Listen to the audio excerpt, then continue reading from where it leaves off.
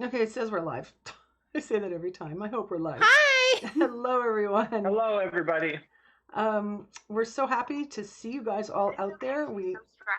Oh, where's that coming through? Is that me? Sorry, that was me. Oh, phew, it wasn't me. Okay, No. that's me. All right, it's so ridiculous. All right. Hello. I can see the chat now. And it is so nice to see you guys there. Hello. I saw lots of people in here. Mhm. Um, Hi, Sean and Hope and Ren and Claudia and Rebecca and Cassidy and Lucifer, Mountain Dew Flame. Oof, I've never had that. Has anybody ever had that? I don't Had think what? that sounds good. I don't think I would like that. Had Um, what? and what just happened to the screen? Do we still look okay? Because I think we're Oh, smooshed all over the yeah, it doesn't place. look like You know what? we're centered. No, let me fix that. I don't know why. Hang on. I have to play with. Jan, Oh, you know why? Because I didn't have Zoom in. Oh my God, there's three screens I'm playing Oops. with. Okay, I think that's better. That's sort of Oh, we're back. fine. That's sort there of we go. that's where we were. Okay, Yeah. I if I don't keep Zoom maximized, that's what it does. Anyway, going back to saying hi to everyone. Um, Mark says you've all been framed. yeah. Hi, Nice Thank Mark. to you. see you. Hi, Dahlia. Um, Lisa, Renaissance Fairy, Let me see. I saw Morg was in here earlier, Lucifer and Morningstar. Thank you. yeah. Hi, Tyler. Hi, Kim. Hi, Rebecca. Thank you for sharing. And hi, Joanna and Hope. And Nice to see you Selpst. guys. Hello. And Jewel. Jewel is out there being a mod for us tonight. Thank you so much, Jewel. Oh, Yes. hi, Roberta. And Lisa Grace. Hello, always nice to see you. Yeah. Thank you guys for coming. Um, we are going to have a very, I think, interesting conversation tonight about death and grief. This is something that's really popular with you guys. We get asked about this a lot. And I think it was Yeah. Dahlia. Oh, and I think Elise, who I hope will come in, that's Imaginista, had also asked about this topic tonight. And we see it a lot in Morg's live streams as well. Somebody invariably asks something to do with death. And, that's pretty obvious because death is inescapable. It's something that we all have to face, Right. and there's really like two different angles. There's a lot of overlap, but when someone has a question about death, it's usually uh, because they're thinking about their own death, or they're thinking about the death of a loved one. So, like a family member or a friend or a pet. And so, a lot of the stuff we're going to talk about has that overlap. Um, we've written down everything that we could come up with that to cover things that are asked a lot, plus other things. And but please put in your comments, put in your questions. We will make this a dialogue as much as we can. Um, so, you guys ready? Should we just hop right in? Yeah. Yeah, absolutely. Okay. Oh, I think Laura is in here. Hi, Laura. Hi, Um, Laura.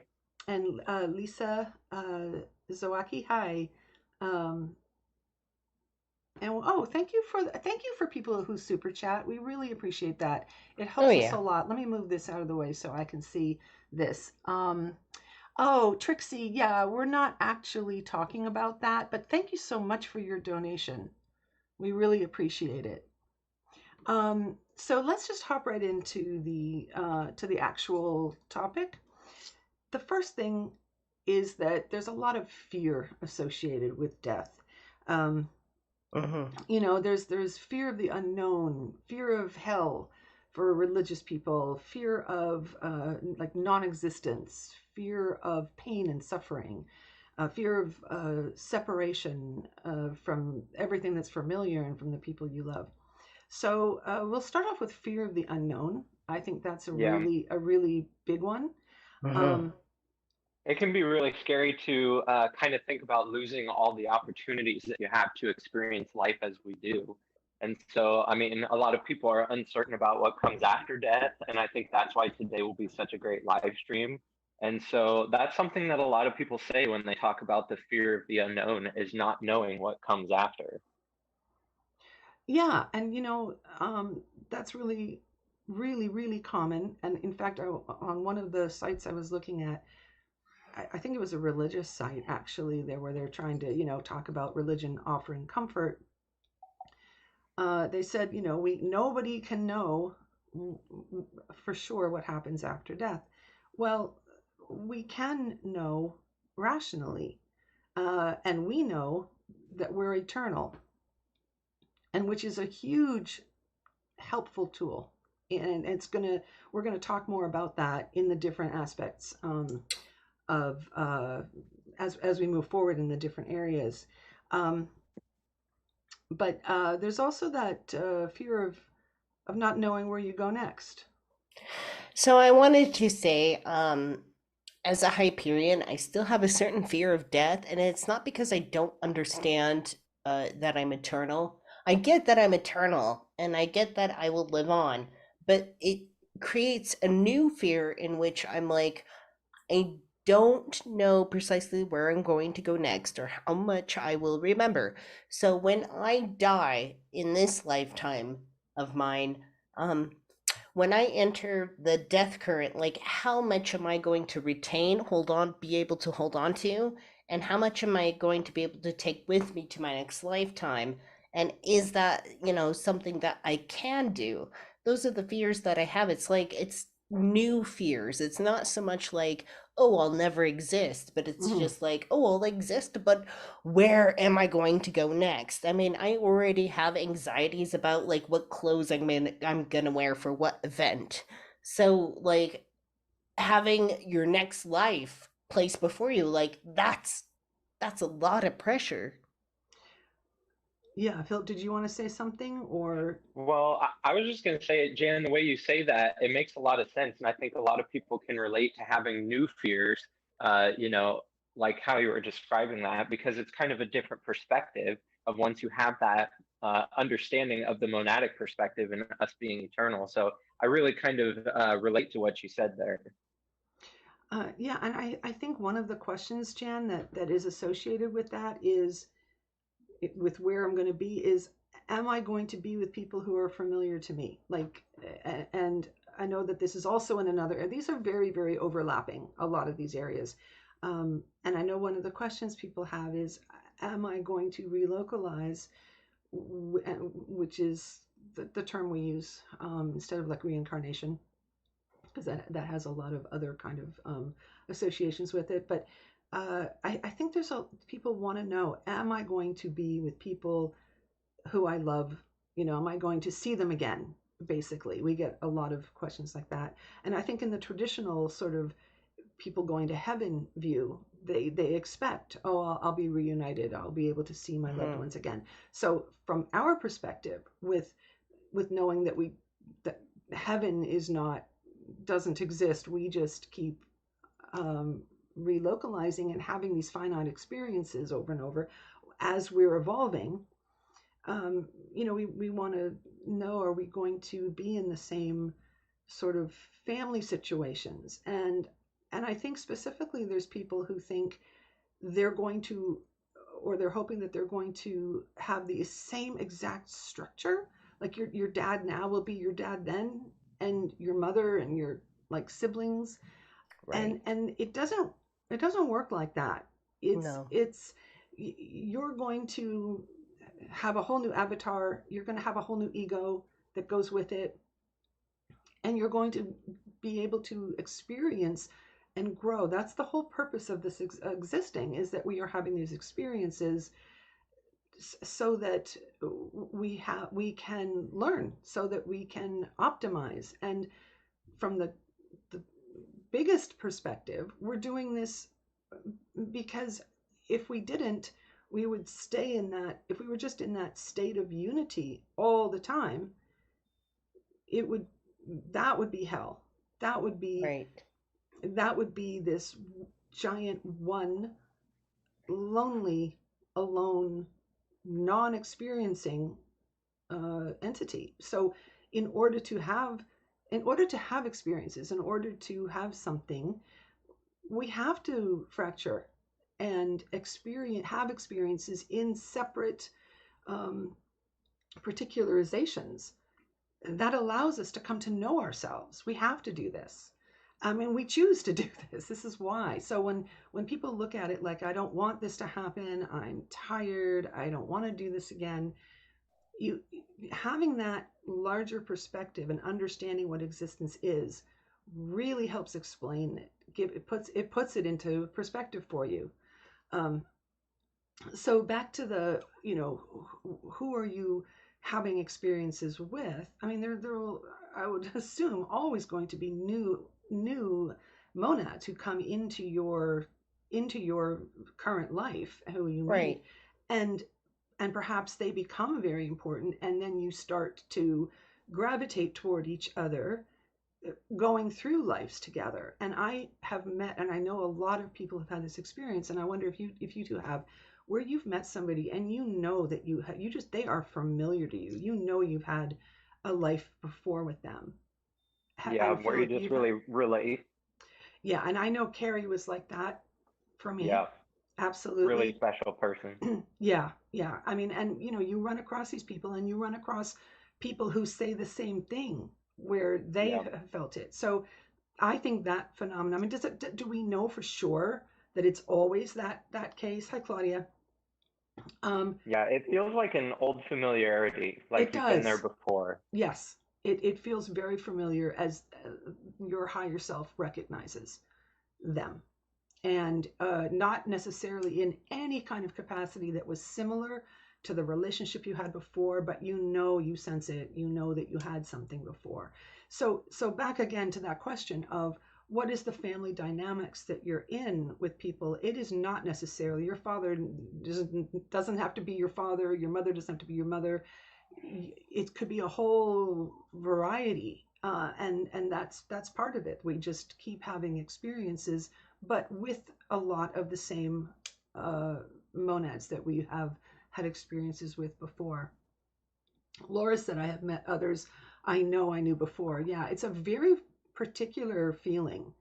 Um, Everybody's putting through the blue hearts, and I just saw that, and the blue And the Blue dragons. We love, Dragons. miss her every day, miss her every Yeah. day, and Yeah. we know you do too. Um, anyway, did you guys cover that fear, sort of that fear of the unknown, and what we're most afraid of in that area? Yeah, I think so. And going back to that fear that there will be nothing, kind of like what you were talking about, or non-existence. Yeah, that's the next So one. Yeah. yeah, I just kind of wanted to touch on that because I've seen a lot of people in the comments, saying that death can be a really scary thing. And just keep in mind, it's completely normal to have that uncertainty or anxiety about what comes after. A lot of people say that when you discuss death. And so when we're thinking about existence and what comes after what we're currently experiencing, it's important to keep in mind that by definition, nothingness cannot exist. There cannot be nothingness. By definition, it cannot. And so there must always be something, and we can rationally determine that existence is continual and eternal. So that's something to keep in mind, especially once you've had that shift to the monadic perspective and you understand that we are eternal minds. That's kind of a really profound shift in thinking once you kind of come to that realization. And I just wanted to say, it also really blows my mind. I don't know if any of you guys have any friends that are atheists. I've discussed this material with a lot of my friends, and some of them Hmm. are agnostic, some of them are atheists, but it just always really blows my mind when some of them so confidently say that they believe that there will be nothing after they die, that the lights just shut out, and that they end there. That just always has seemed unfathomable to me that there could be nothing, Why is or that that? they think there will be nothing. It drives me insane. It drives me insane when it's like that's so acceptable. Why is it so acceptable? Like, yep, you just die and nothing and that's it and Yeah. lights out and you're done. You know, And I'm like, I that to me is the biggest fear. And that's what kind of led me to Hyperionism because I'm like, surely that doesn't actually make any rational sense. For you to exist, be aware of yourself and your existence, and then turn around and be like, well, it's nothing. I'm just a little spritz in the ocean. Like, Yeah, goodbye. yeah, like your consciousness disappears. And Jan, I hear what you're saying. And Philip, my parents were very much that way. My dad especially. I think he would have said that he was agnostic, and I think I think we talked about this last week a little bit. Yeah. He probably would have said he was agnostic, but I think he was perfectly fine with not knowing and not uh, and thinking that that was likely simply because he was very materialist. And Jan, I think to answer your question, like how is that they do that? I think a, a lot of it, I wouldn't say all of it, but I think a lot of it is a reaction to religion. Remember that a lot of people, it's either you have the religious perspective or you have like the science perspective. They don't know Right. of any other one, which is why Hyperionism is so important, because it offers that rational answer, but without it being this non-existence. So and without the faith, without those two extremes. So, but most people don't know that. So when they know that the religion is wrong, they, like my dad, for example, that, so he's not going to go that way. He went the only other way that was available that he could think of. And I think that's what happens to those people. I think that's how they end up there. I'm not saying all of them, but I think that's kind of a common thing. It may not be their choice to think non-existence, but they can't think of anything else, and they know they don't want to go the religious way. um, Right. so yeah, that's the only thing that I can think of for why they choose that, because it doesn't make sense. How can you be conscious? How can you be self-aware and suddenly it's just gone? And I think one of the things in terms of the fear of, just for the flat out fear of death, one of the things that I know helps me, at least it helped me, was when you're thinking about it, you're thinking about that transition, and it seems so scary because you're stepping from this world that is the holos, that is familiar, and the only thing we really are used to experiencing, to this unknown thing. And yet it's not as though there's some breakage and then some nothingness or some weirdness and then suddenly you're sort of back, but now you're on this other side. It's simply us moving forward. Nothing happens to you and your mind. You just whoop, and you're not associated with your body anymore. I think Yeah. at that point it's much more traumatic for the people who are left. And we're going to get to all of those things too, but I don't want to move on unless you guys are ready. um Well, just really quick, I would like to check the chat. I see we've had a couple super chats Oh before they yeah, get too Hi check far. the Roxy. chat. I apologize. I need to use the restroom. So like, Yeah, go yeah. ahead, check the chat, Oh, or Okay. check the check, and I'll be back. We'll check the check. Hi well, Roxy. I saw Morg gave us a nice super chat. Looking forward to the topic, so thank you, Morg. Thanks, And Morg. then there's been a lot of great comments in Oh, here, so I did want to stop and look at some of these. I see a And really nice super chat from Roberta. Thank you, Roberta. That's really cute with the heart.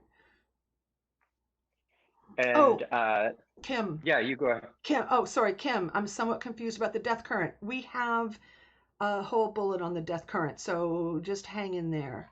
That's a really popular one. People have questions about that.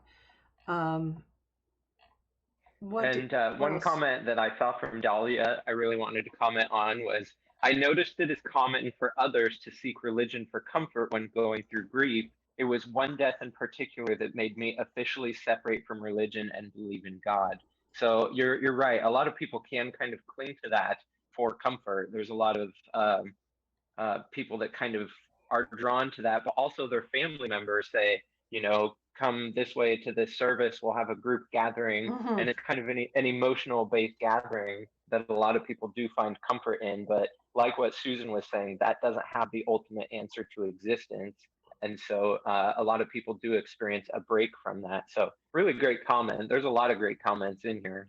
Marlana said, I've instinctually known since I was a little kid that I've lived past lives with some of my extra close loved ones and friends, even though I was not taught about reincarnation. Yeah, and I think that's something that must cause confusion for people who experience that, even without knowing that that kind of a thing exists. So, I think that's really interesting.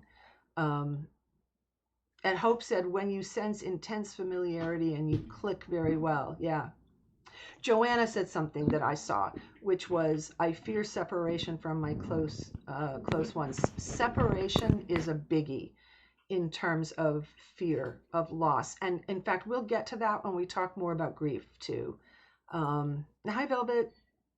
And Lucifer said, fear is something that can be overcome, but it's really hard to do it. Yeah, I agree. I mean, and it depends on your level of fear. And in fact, one of our bullets has to do with uh, it's healthy to have a certain amount of fear. And I guess we could just skip around and talk about that one. Oh, I mean, I even as a Hyperion, I understand that I'm eternal. I'm not going to cease to exist, but at the same time, I feel like it's a little bit of a it's healthy to fear, like, or be concerned, like, oh, I don't know precisely where I'm gonna go next, or precisely what I'm going to know and not know. Like, I feel like it's okay to worry about those things, but it's never so overwhelming enough to derail the knowledge that I've seen and assimilated into myself that I am eternal and I'm not going anywhere. I don't know where I'm going to go next precisely, but I know I'm not going anywhere. I'm not going to cease to exist. Yeah, So and that's a rational fear. And it's not so much of a debilitating fear. It's just kind of like, yeah, I don't know where I'm gonna go next. Like, fuck me, I don't know. I think, and there's new people have come in, and hello to all you guys. I did see you. Mark just said, change can be scary and death is a big one. And that's absolutely true. A lot of people, just in life, fear change, don't like change, and will actually stay in bad situations for fear of what might happen if they changed, even if it was just something better. So, that's why that it's that fear of the unknown, fear of change is huge. And Roberta, did Susan say we choose this life? Okay, we're going to get to that one too. But hang on, because I think Melinda came in. Hello, Melinda, Hey, Melinda. and who? There was somebody else I wanted. Oh, Scorpy. Hi, Scorpy. Um, Oh, and let's try to remember this one too. I had anxiety and panic because I knew that person all my life and from prior lives. That could be anxiety producing. Um, After having out of body experiences and meeting others. Yeah, interesting. Maybe we could talk about that some other time too. But I think Paul came in. Hi, Paul, and hi, Crystal. Um, Ren said, I know with my near death experience, and when I came back to my avatar, I have no memory who I was, but I could remember everything that happened during it. My husband has had those kinds of experiences. They're really interesting. I don't always know what to make of them. I haven't had them, but I Interesting. think they're very fascinating. Yeah. Hi, Perry. I think I said hi to everybody else who came in, but in term oh human love, solidarity, time does not change grief. Loss is love, and that's going to be more under the grief section. We're going to cover a lot of these things that you guys are talking about. Don't let me forget, who was that wanted to know, Roberta, about choosing the life, because we will talk about that.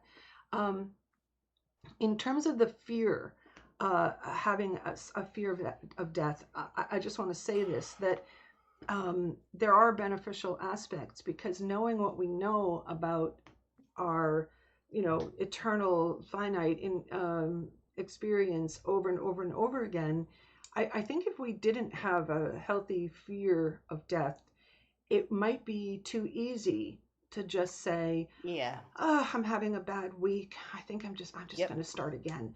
And we strongly, strongly, um, do not encourage that at all.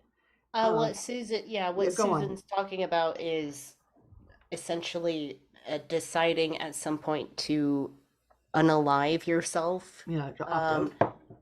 and it's those moments where it's like, where is it justified? Where is it okay? And it's like, there's a lot of sympathy and empathy that can be uh, given to moments of disparity where you feel like you have to end it all.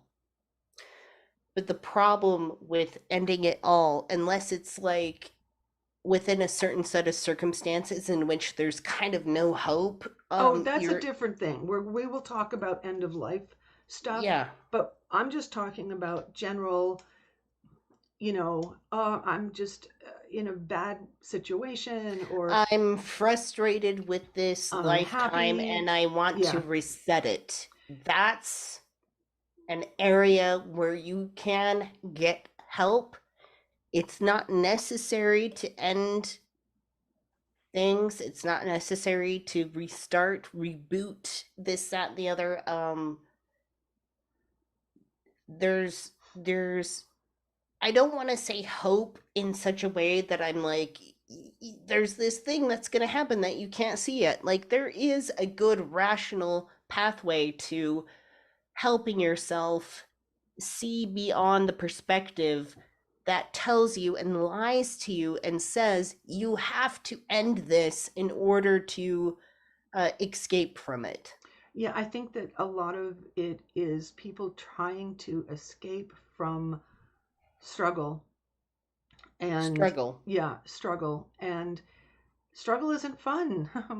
I mean, it can be, depending on depending on what the struggle is. But it can also be extremely hard, extremely depressing. Uh, and and yet it's it's required in order to grow. If you keep avoiding struggles, thinking, no, that I don't want to go through that, Forest. I'm going to start again, so I don't have to do that. You're going to end up with another forest in front of you. So Yep. you can't keep doing that. And these are Jules' words. The other day when we were discussing this, and Jules said it's really irrational and unwise. Those it's they are not those are It's not a good decision. It does not help you out in the long run. And Yeah, but I Philip, know some. oh, go ahead. Well, I was just gonna say, I know sometimes people can feel lost or like they have nobody to help them or anything like that, but also making that choice to end your life early really kind of undermines your evolution as a monad. It's really detrimental to you as a monad.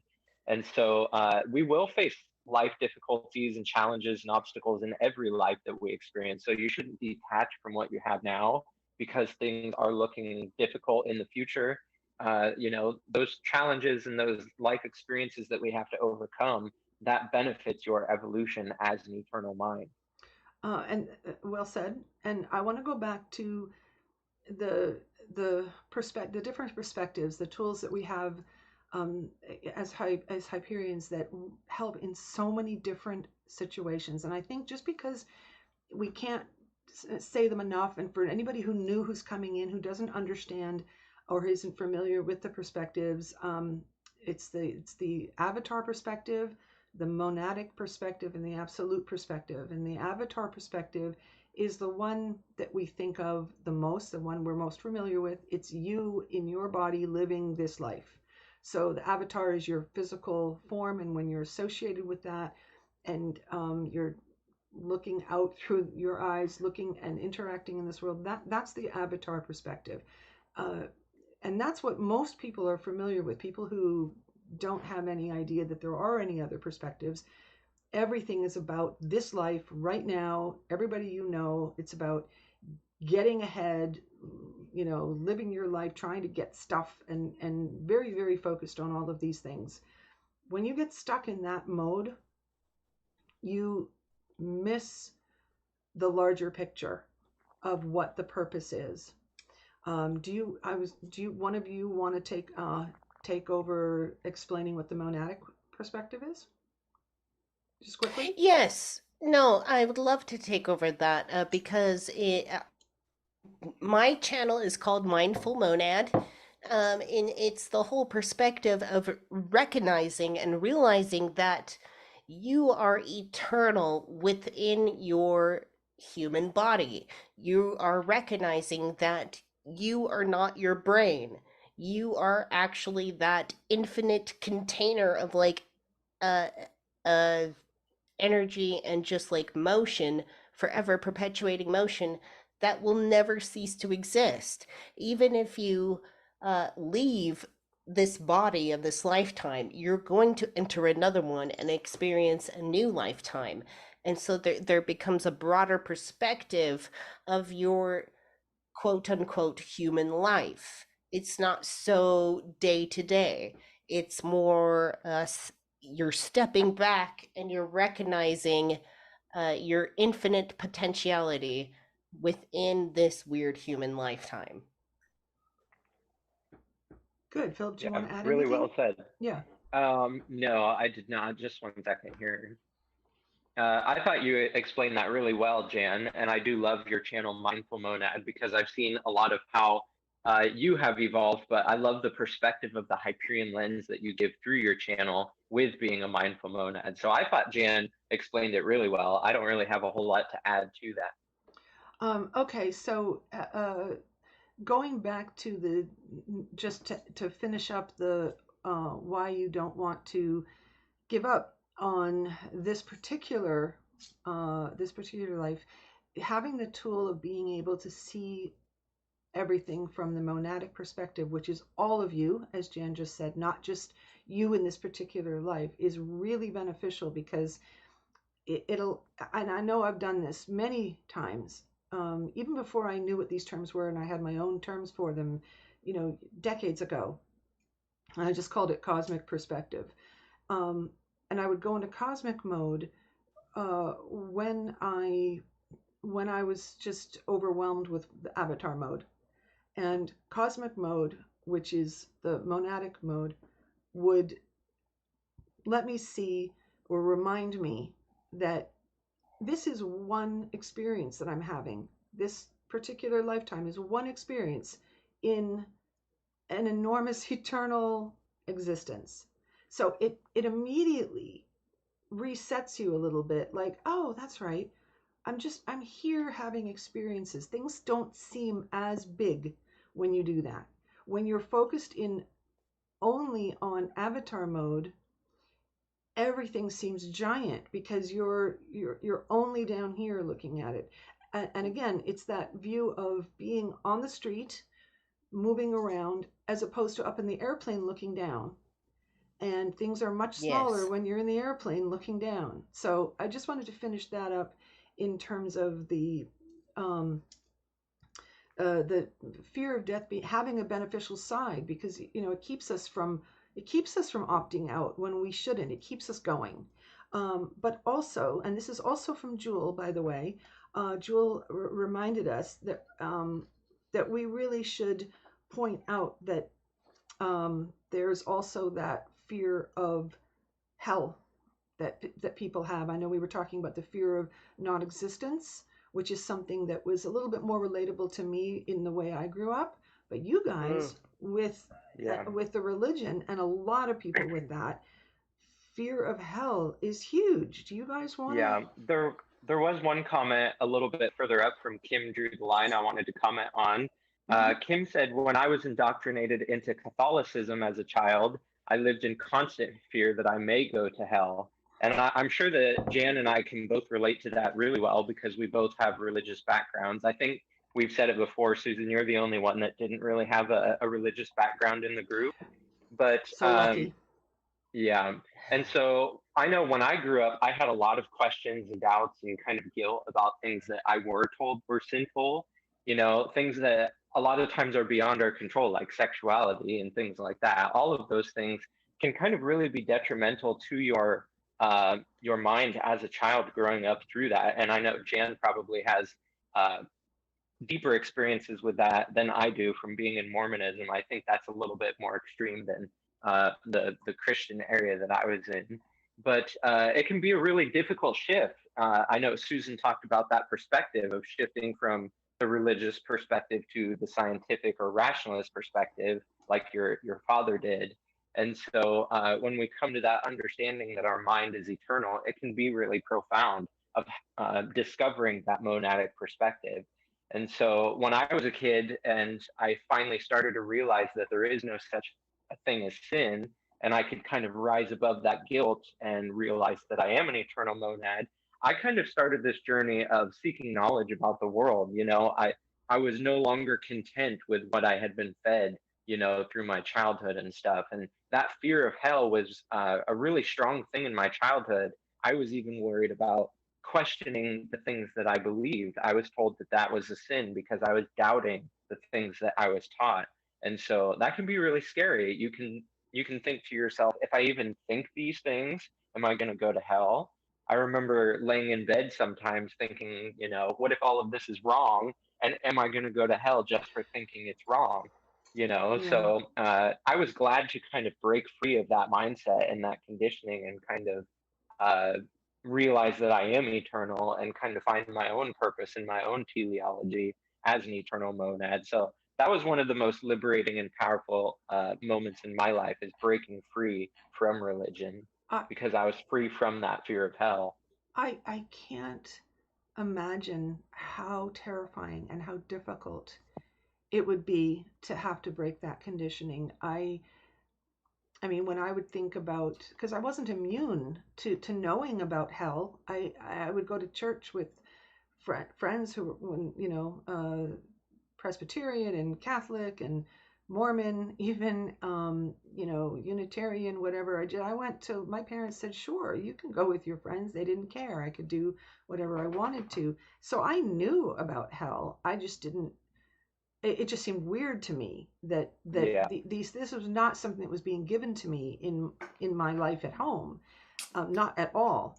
But I can't imagine having being so terrified. Like when I did think about it, it would be almost to run through the, this is really weird. This is doesn't make sense. Like even if there were some sort of God, how could that God justify being that cruel, that horrible? Yeah. So I would just write it off like this is obviously just a big mistake, you know. But And it's not only just the fear of going to hell, it's the fear of pain. They put the fear of pain and eternal torture in yes, you they if you add if that. you don't align, yeah, if you don't align with these beliefs that they have in whatever denomination that you are. I'm sure it's a little different between Catholicism and Mormonism, all the different religions, but they instill that fear of pain and eternal torture in you to keep you afraid and kind of Yeah, bring you back to the material. it almost seems too obvious, doesn't it? Like, like, oh man, this is too easy for them to stick that in there, like just to make sure that you were going to be so scared that you weren't going to say boo about it, you know. Yeah. The aspect of hell being eternal is particularly terrifying. Yeah, I know, Morg. I know that you went through a lot with that. So, It's terrible. um, it's really interesting to mention the point of pain, and then Philip, you keep referencing Mormonism versus Christianity, and I disagree with the idea that perhaps Mormonism is more terrible than Christianity. I think it's the same thing. I Hmm. think it's the same thing. It's just a different flavor. Um, so in Mormonism, uh, the idea of hell is much different than Christianity, but it's the same kind of concept. And in Christianity, there's this idea of hell being fire and brimstone and demons with hot pokers poking at your bum, and this kind of idea that it's very material and physical and things like that. in Mormonism, and I'm not trying to say that this is worse because that's fucking terrifying and I would hate that. So I'm not trying to say that this is worse because I disagree with that notion, but it's different in the sense that the Mormon hell is more pleasurable than the actual hell that Mormons talk about. Hell would refer to a low degree of existence, whereas where you would be casted out into is what they refer to as eternal darkness, quote unquote. And eternal darkness is worse than hell. Hell is a physical place where you actually have sensation. Eternal darkness is a place where you don't have physical sensation. It's eternal blackness, numbness, feelinglessness, nothing, just a complete void of blackness, a void, What brings that on? nothingness Like, for eternity. who gets sent to that? The people that deny God, people who murder, Oh, okay. rape, Right. fuck people up, they at least get to go to some degree of hell. But if you deny God, if you knowingly learn of God and then turn around and be like, you know what, I don't think God exists, you're going to the outer darkness, which is an eternity of nothingness. And that scared the fuck out of me as a kid. Yeah, Absolute that's fuck out of me. Imagine wandering around with no bodily sensation, nothing, just blackness, nothingness for eternity. yeah, Eternity. that's It's psychological the trauma. fog, yeah, psychological trauma. Yeah. Yeah.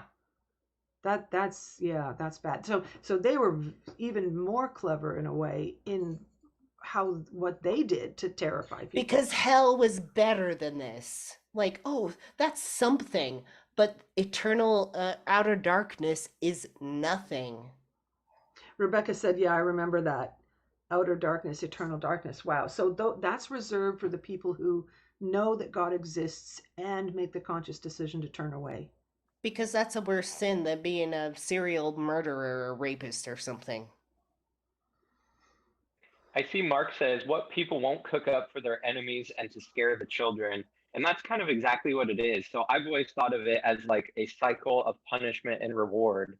So like whenever you're doing something bad and they're punishing you with this idea of hell, no matter what religion you're in, they also kind of throw a carrot of reward out and say, if you just pray, if you just go to church more often Right. or do all of these things, there's all of these things that they say you can get back in the good graces with God, and then it's a cycle again. If you do any of these bad things, you will be punished with eternal torture, and it's a never ending cycle. And I think a lot of people who probably have religious trauma syndrome, a lot of them may not even realize it Yeah. because of all of the horrible thoughts that were instilled to them were made to feel so normal. And I know it was for me.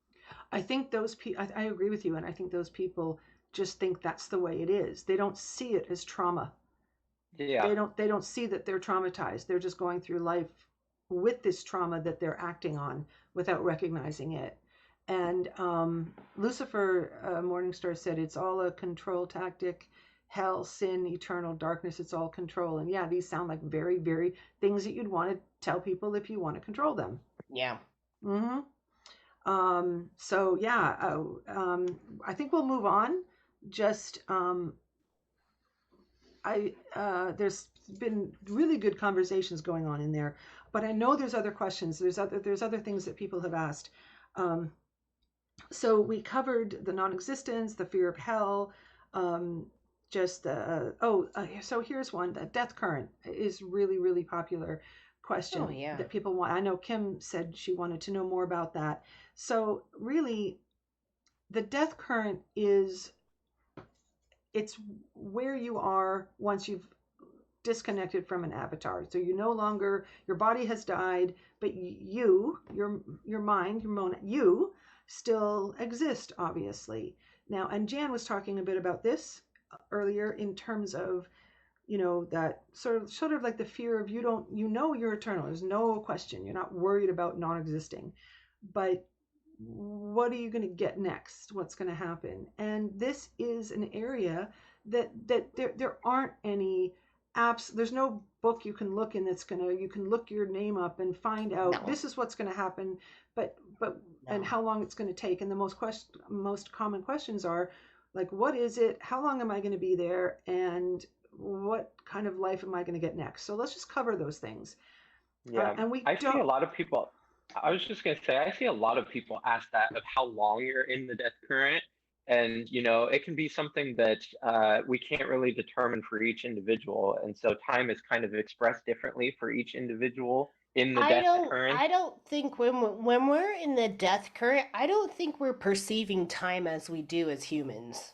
I Right, think the and so Mhm. perception of time is much different, much like how it's like in Inception, where it's like you're only experiencing like 10 minutes of time in the human world, but really it's like yeah, 10 decades. Um, yeah, really good point. yeah, I don't, and I think that's one of the things that you should, if you're afraid of this or worried about it, it's almost, and I know it's easier said than done, but I think it's one of those things that you have to try to instill in you that it it's not going to be the way you think it is now, the way you can kind of perceive it. So if you just tell Right. yourself it's it's not going to be this scenario that I'm thinking in terms of, well, it's going to be 10 years of what I think of as 10 years floating around in some sort of nothingness, and then suddenly you're, a baby, starting a Yeah. new life. It's not going to be like that. I think, um, some people talk about having um, like time to process the life they just had, and I think there's something to that. I think it's sort of a good dreamlike state, and i Yeah, think and i think you may go over things, and I think that yeah, as someone said, it's all just one moment. I mean, I don't know how we experience it, Yeah. and we don't know what that equates to in terms of time here. So whatever the person, okay, so like my dad died, about a year and a half ago, and I'm still dealing with that. So we'll just use him as an example. It would be like me saying, well, but when now is he going to be born, for starting his next life? Well, we don't know that, and right. I don't know what kind of, thing that he is going through, or he's not even anymore the avatar. I mean, I think of him as the avatar that he was, but he is so much more than that, just like we are. And so I think what you need to tell yourself is the way we think about it is not the reality of the thing, and to recognize that, and just to remind yourself of it. And I think that will take some of the fear away. um, and so in terms of how long are you there, and how much conscious choice do you have, because I think that was another question. It's something people ask. I think that comes down to how conscious you are, how much control you have. If you don't have much, if you don't have a lot of self-awareness, it will be like when you fall asleep and you're swept along in a dream, most likely. So that will be what will happen. Is that an awful thing? No, we've all been through that. We've all been through that, and we're here where we are right now. So I think it's a matter of knowing what you know about existence. You will bring that with you. That is now part of you, that's integrated into you. It may not be so solid that you can actually make these decisions, but I'm not going to stress about those things. I'm not going to worry about those things. Because it doesn't do me any good. When that happens, I am going to continue with what I do to learn and understand as much as I can while I'm here. And then it's going to be what it is. So Very nice. Very, very lovely said. I love that. thank you. Yeah. So I forget what heading that was under. Oh, we're on, yeah, the death current. So I hope that answered questions. Um, I've always loved the way that you explain that, Susan. I know early on, oh, thank you. when we were on Facebook, I had a lot of questions about that, and the way that you explain that is just so nice, and it's great to understand those sort of things, like Oh, how thank the you. process of the death current works. So I Yeah. hope that answered a lot of people's questions. Yeah, I hope so. I'm trying to, because I understand fear. I understand fear of the unknown. I understand these things. Hmm. And it takes time as well. It's not like somebody just tells you these things and a switch flips in your head. It's things that you have to work at. This is a progression. You're evolving. You have to think about these things, and also the more you think about them, the less fearful you will become, because you will have integrated more. You will have retrained yourself a little bit to not like jump to a fear place, but more a place of this is knowledge. Go to your monadic perspective. Use these techniques, and you become more aware of that this is all of existence.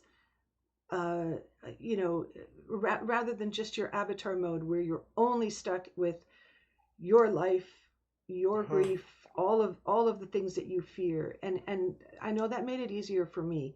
I know we are really, really running out of time, and we have so much more. If we need to carry this on to next week and share top, we will. We don't have to give this one up. Thanks, Claudia. So because this is important, and I know that a lot, I don't want to just rush through it. I want to give it the time that you guys want to take Yeah. with this, because since we're now doing it, it really is a topic that people want to talk about. And it's weird because people often don't want to talk about death, but they're also extremely worried and curious about it.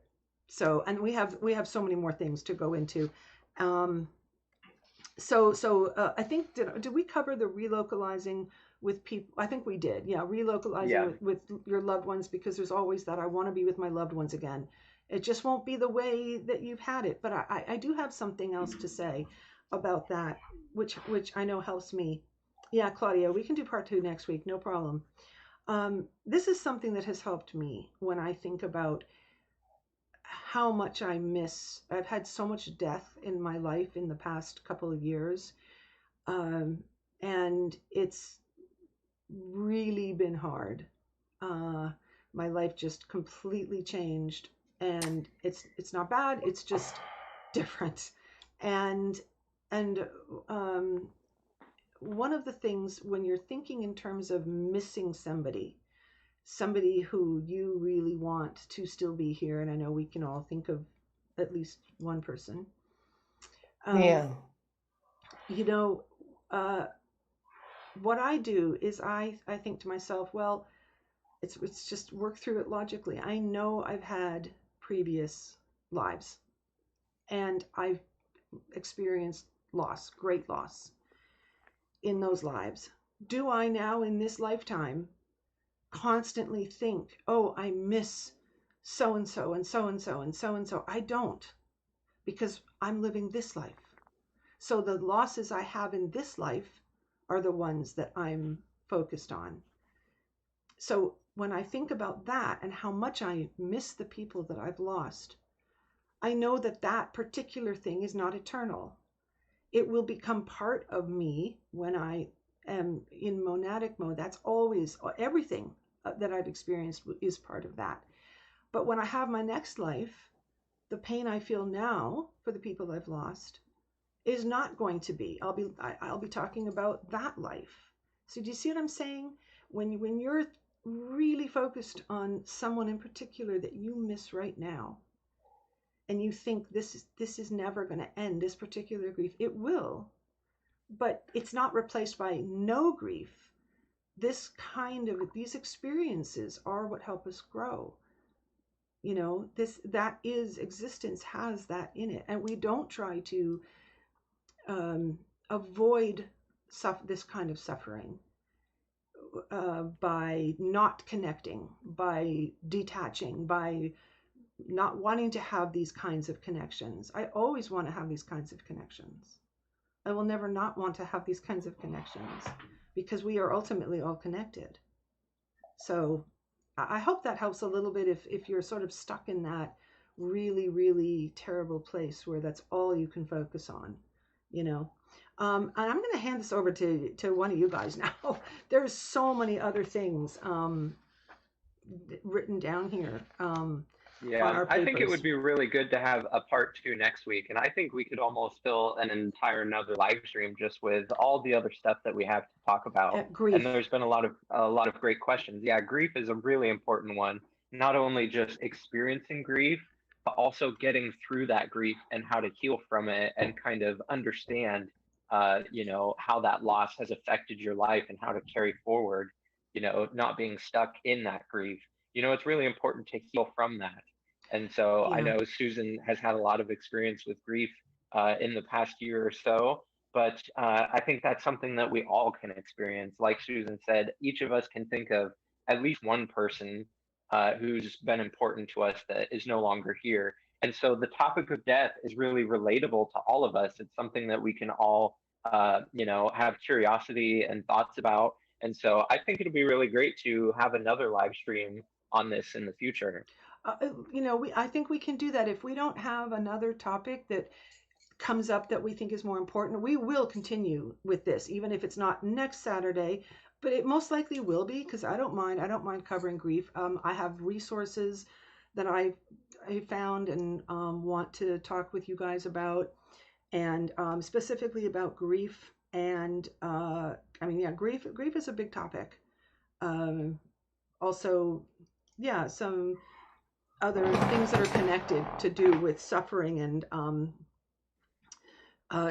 struggling, and yeah. Why don't we do that? Because it actually is already. Wow, I can't believe that hour went by really fast. We knew this would be a good one. Thank you, Paul.